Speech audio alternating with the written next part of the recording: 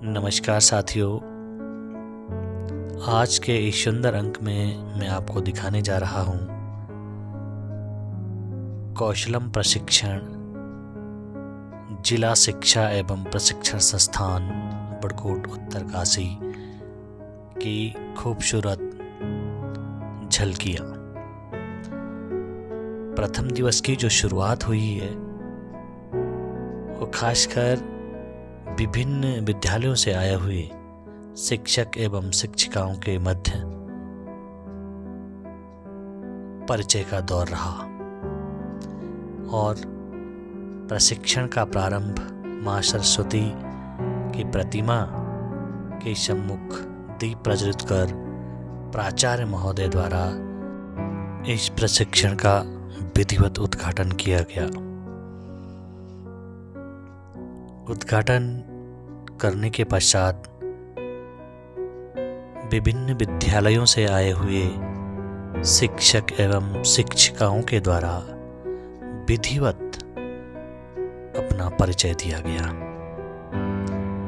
परिचय के उपरांत एमटी सर श्री अरविंद भट्ट जी द्वारा इस कार्यक्रम की रूपरेखा के बारे में विधिवत जानकारी दी गई और जनपद समन्वयक श्री अरविंद सिंह चौहान जी द्वारा भी विस्तृत जानकारी दी। सभी प्रतिभागियों की उपस्थिति के साथ प्राचार्य जी के द्वारा शिक्षा जगत की विविधताओं तथा महिला सशक्तिकरण पर चर्चा की गई। साथ ही साथ संदर्भदाता के रूप में श्री अरविंद भट्ट जी तथा श्री अरविंद चौहान जी, श्री राहुल चौहान जी प्रशिक्षण के मध्य में विराजमान रहकर प्रशिक्षण की पूर्व गतिविधियों जैसे क्यूआर कोड स्कैन कराकर समूह का निर्माण कर दाता श्री राहुल चौहान जी के द्वारा विंगो कार्ड के द्वारा छात्रों की गतिविधियों के आकलन की विषय वस्तु को प्रशिक्षण कक्ष में संचालित किया गया। इस प्रकार प्रथम दिवस की समस्त गतिविधियों को संचालित करते करते सभी ने शाम की चाय का आनंद लिया और इसी बीच में श्री अरविंद चौहान जी के द्वारा रात्रि विश्राम की व्यवस्था के लिए नाम चर्चा करी और आपने एक क्षेत्र तय करके हम इस पर काम कर रहे हैं। तो ये ध्यान रखिएगा सर कि वन मैन आर्मी न बने। आप 5 लोग हैं, 5 लोगों का पार्टिसिपेट होना अनिवार्य है, क्योंकि जब हमारा अनिवार्य होगा तभी हमारा स्किल्स है। हमें अभी तक ये लगा है कि कौशल का मतलब है कि वो कारीगरी करना है। इसमें आपके सारे कौशल लिखे हैं जो आपको बच्चे को सिखाने हैं। सहकार्य का तरफ से आना चाहिए, यानी टीम वर्क, साथ में काम करना। जैसे इंग्लिश में होता है, एक शब्द होता है एंटरप्रेन्योर और एक होता है बिजनेसमैन। बिजनेसमैन में और एंटरप्रेन्योर में फर्क है जो पीढ़ियों से चला हुआ आ रहा है। एंटरप्रेन्योर वो होता है जो एक नई सोच लेके आता है। तो इस कार्यक्रम का उद्देश्य नई चीज का आविष्कार करे, नई चीज खोजे, ठीक, तो वो है इसमें नई चीजों को आजमाना। यहाँ पे सफलता विफलता से फर्क नहीं पड़ता कि आपने एक्सपीरियंस किया है, आपने तो सीखा ही है।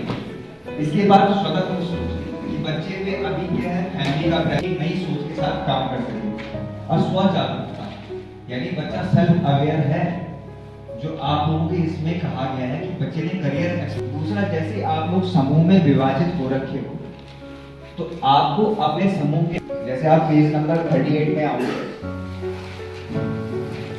तो इसमें आप लास्ट में देखोगे कि जैसे आपके समूह में जितने लोग हैं उसके हिसाब से एक फैसिलिटेटर बन रहा है, एक नोट लेखक बन रहा है ना, एक आर्टिस्ट बन रहा है।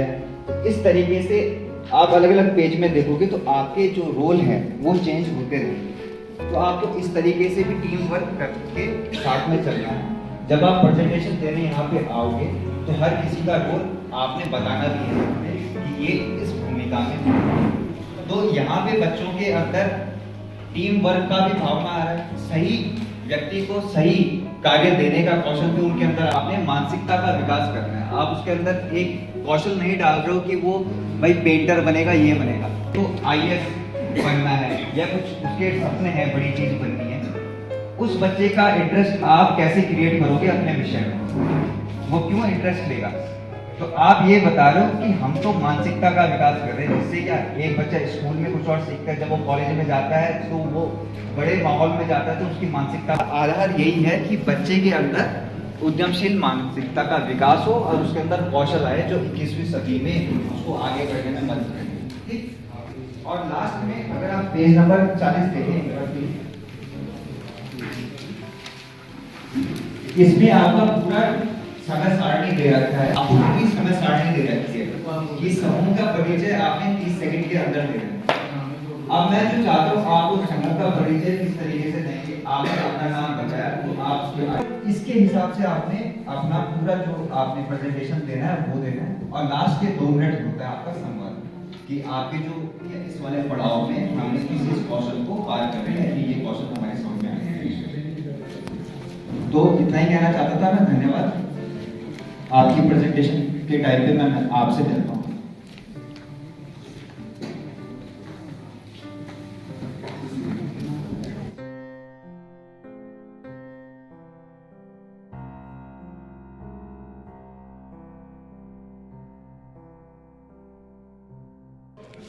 सर, इसमें हमने ग्रुप नंबर 7 से ये पोर्ट्रेट बनाया है, जिसके माध्यम से हम ये बताना चाह रहे हैं कि अगर कोई भी बच्चा अगर पोर्ट्रेट बनाने में निपुण रहता है तो वो अपनी कला को किसी भी प्रकार से बाहर भेज सकता है। हाँ सर, हमारा समूह 8 से हमने औषधि पादपों का कृषिकरण पर जो है अपना प्रशिक्षण दिया है। औषधि पादप हम जानते हैं कि उत्तराखंड में इसकी बड़ी अपार संभावनाएं हैं इसे कृषिकरण की, और इसमें औषधि पादपों में अतीस, कौड़ाई, लादू, चोरा, लेमन ग्रास और टिमरू ये आदि यहाँ पर जो है बहुतायत में मिलते हैं। अतीस, कौड़ाई, लादू, चोरा ये उच्च हिमालय क्षेत्रों में उगाए जा सकते हैं, जबकि टिमरू, लेमन ग्रास ये निम्न हिमालय क्षेत्र में उगाए जा सकते हैं। इनका कृषिकरण करके हमने स्थानीय रोजगार के रूप में इसको उपयोग कर सकते हैं। हमारे क्षेत्र में जो लोग कृषि करते हैं वो इसकी ओर आकर्षित हो सकते हैं और अपनी जीविका को आगे बढ़ा सकते हैं। नमस्कार, हमारा ग्रुप नंबर 2 है। हमारे ग्रुप में सबसे पहले फैसिलिटेटर का रोल निभा रही हैं साधना जोशी मैम जी, नोट राइटिंग का निभा रहे हैं अनिल सर जी, और आर्टिस्टिक का निभा रहे हैं ललित कुमार सर जी, इक्विलाइज़र का सुधीर जी, और मैनेजर है हमारे हो गया आरती पवार, ठीक है, ओके। तो हमारा हम 5 लोग हैं, हमने 5 सबकी अलग अलग रुचियां हैं, तो हमने ग्रुप डिस्कशन करके हमने आपस में कोलैबोरेट करके एक निष्कर्ष पर निकले हैं कि हमने एक करियर क्षेत्र चूज़ किया है शिक्षा, जिसमें हमने अब शिक्षा के अंदर भी बहुत सारी जॉब्स प्रोफेशंस हैं, जिसमें से हमने सेलेक्ट किया है ट्यूशन। तो हमने उसमें एक फ्लो चार्ट बनाया है, जिसमें जब आपने एक ट्यूटर आपने एक प्रोफेशन चूज़ कर लिया है तो उसमें हमने ये चूज़ क्यों किया, हमने अलग अलग टॉपिक्स पे डिस्कस किया है कि हमने ये चूज़ क्यों किया है, इसमें क्या क्या चैलेंजेस आएंगे, उन चैलेंजेस के सॉल्यूशंस आपको कैसे निकालने हैं, और आप आपको कहाँ से मोटिवेशन मिली है। तो ये सब हमने ग्रुप डिस्कशन करके सबका इक्वली पार्टिसिपेशन रहा। हमारे जो मैनेजर सर हैं उन्होंने मेक श्योर किया कि सभी ने इक्वली पार्टिसिपेट किया, और हमारी सुधा मैम है उन्होंने काफ़ी अच्छे कंटेंट और काफ़ी अच्छे पॉइंट्स के साथ आई हैं। हमारे जो सर जी हैं ये ललित सर जी है, उन्होंने काफ़ी अच्छे से इसको एक प्रेजेंट किया है चार्ट में, और हमारे जो अनिल सर जी हैं उन्होंने भी अपने अलग से हमने इसमें कौन से कौशल डेवलप करे हैं उसका एक अलग ही A4 शीट में उन्होंने मेंशन कर दिया गया है। Thank you sir. जो हमारी यहाँ पर हमने रुचियाँ थी 5 लोगों की, अलग अलग रुचियाँ थी, लेकिन लास्ट में सब ने ये महसूस किया कि हम यहाँ पर जो है बागवानी के क्षेत्र में अपना भविष्य बनाएंगे।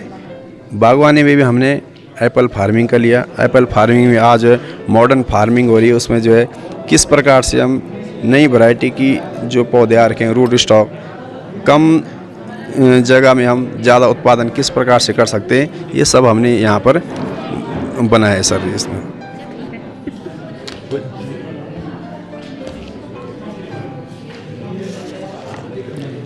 हम लोग ग्रुप नंबर 4 से हैं और हमारे जो टीम के साथ मेंबर है 5, हम लोग 5 मेंबर हैं और जो पॉसिबल करियर जो क्षेत्र है उसमें हमारे पास काफ़ी आइडियाज़ है। अलग अलग मेंबर के द्वारा अलग अलग आइडियाज़ दिए गए हैं।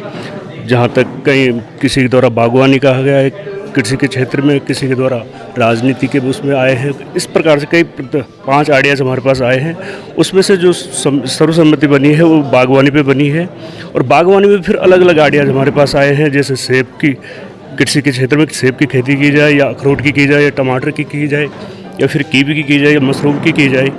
फिर हम सब लोगों ने मिलकर जिससे हमें काफ़ी अच्छा प्रॉफिट भी हो सकता है और जिसमें लागत भी कम आए, तो हमने उसमें से जो चुना है वो कीवी की फसल चुनी है। तो कीवी भी पहले इसका जो इस इधर से हमारे उसमें था उत्पादन पहले कम होता था, मगर अब सरकार भी इस ओर पहल कर रही है। यहाँ तक कि 70 और 75% इसमें हमें सब्सिडी मिल रही है और जो कीवी का एक पेड़ है वो कम से कम 40-50 किलो फल देता है। तो मतलब अच्छी प्रॉफिट लिया जा सकता है इससे। और इसकी जो एक 40-50 किलो जो इसका पर केजी रेट है वो कम से कम 300 या 500 के बीच चल रहा है। तो मतलब कुल मिला के ये अच्छा प्रॉफिट दे सकता है कम लागत में। Thank you. सर हमारा जो ग्रुप नंबर है वो 3 है और हमने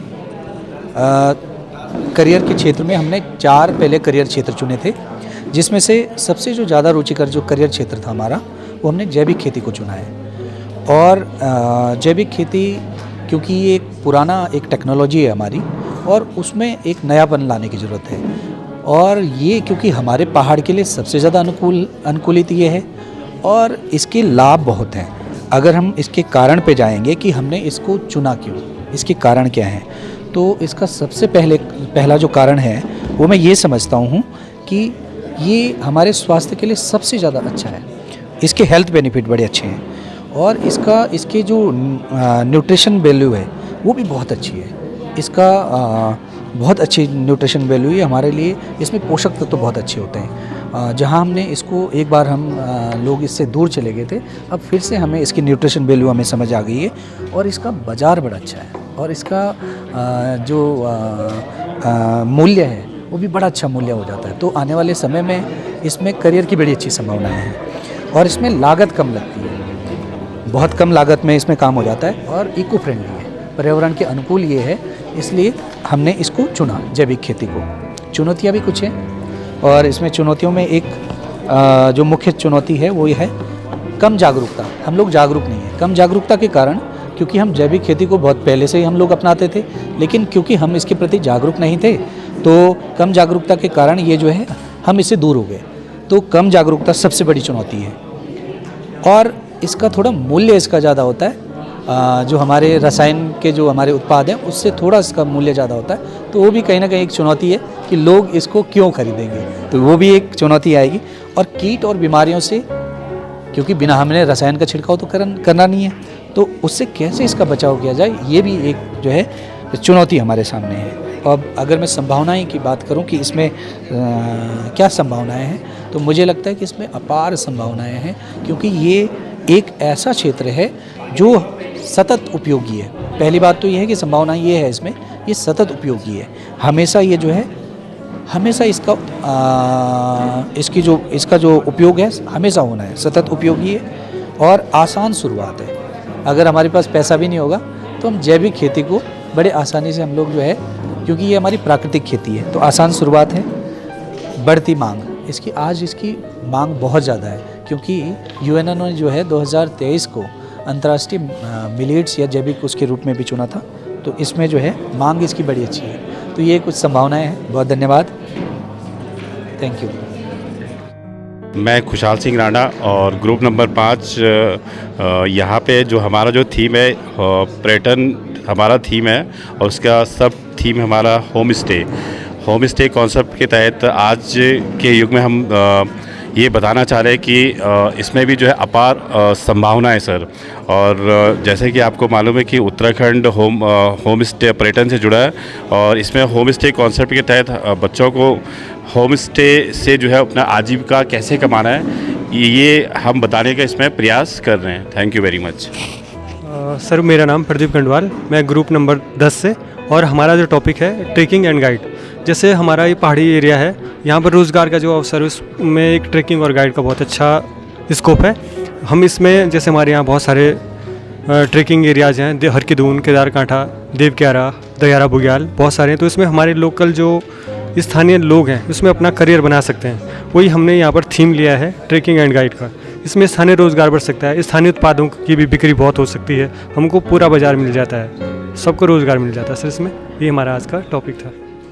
नमस्कार, हमारे ग्रुप का नंबर है 9 और हमारी जो कौशल प्रशिक्षण के अंतर्गत जो हमारी मेन थीम है वो थीम है हमारी हेल्थ केयर, चिकित्सा एवं स्वास्थ्य के प्रति। आजकल अमूमन हर लोग क्या है कि बड़े बड़े हॉस्पिटल में बड़ा खर्चा अपना कर रहे हैं। हमारी थीम के अनुसार ये है कि कम से कम खर्चे में हम अपने स्वास्थ्य को अच्छा बनाएं और वो हमारे घर में ही पैदा हो सकता है। इसलिए हमने क्या है औषधीय पौधे उगाना और जो मोटा अनाज है उसके बारे में हमने अपनी थीम को तैयार किया है। अगर माना हम इसका एक छोटा सा क्या है उदाहरण लेंगे तो उसमें हमने क्या है जैसे औषधीय पौधों को उगाना शुरू कर दिया है या मोटे अनाज को शुरू कर दिया है उगाना, तो सबसे पहले उसके बारे में हम अच्छी तरह से उसको क्या है हम जानेंगे और उसके बाद जानने के बाद क्या है हम उसको लोगों तक पहुंचाने की कोशिश करेंगे और लोग जब उसे लेंगे उसका फ़ायदा लोगों को मिलेगा तो एक बहुत बड़ा कैरियर का हमारे पास एक बहुत बड़ा फील्ड मिल जाएगा और उसे हम बड़े पैमाने में उत्पाद करके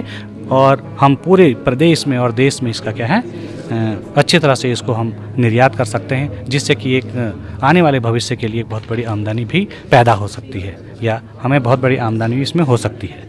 धन्यवाद।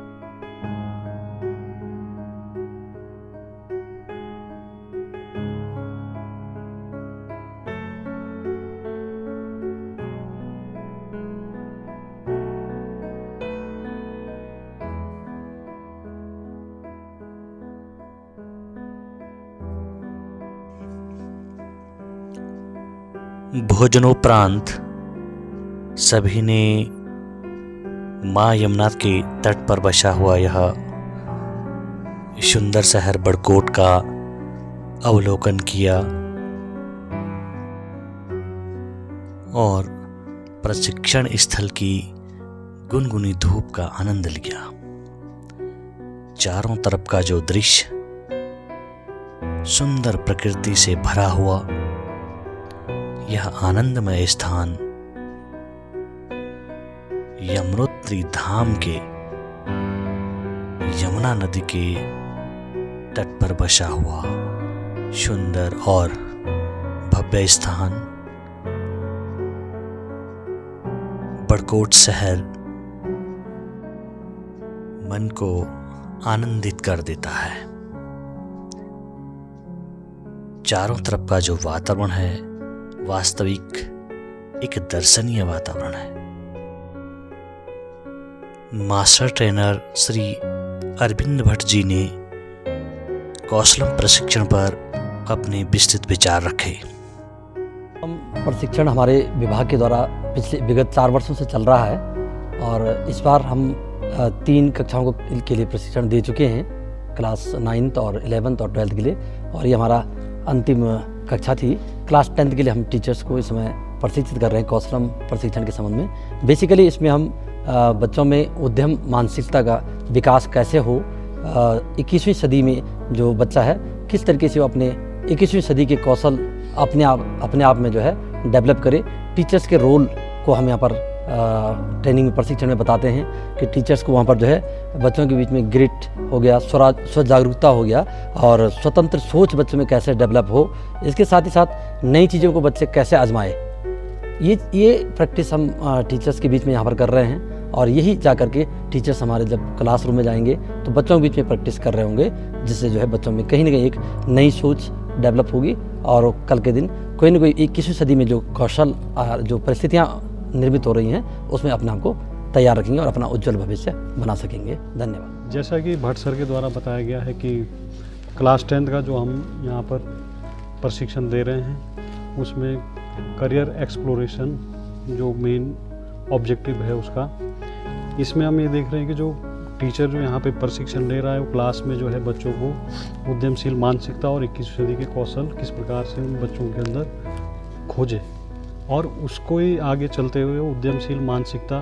ताकि वो आगे अपना व्यवसाय अपना रोजगार डेवलप कर सके। इसका पूरे साल में सर एक ग्रैंड फिनाले भी होता है जो इंद्रमणि बडोनी जी की जयंती में होता है। तो मुख्य मोटो इसका यही है कि 21वीं सदी के कौशल और उद्यमशील मानसिकता को डेवलप करना सर, ताकि वो बच्चों में वो आगे वो चीज़ें आए। सर काफ़ी अच्छा लग रहा है इधर कौशलम में।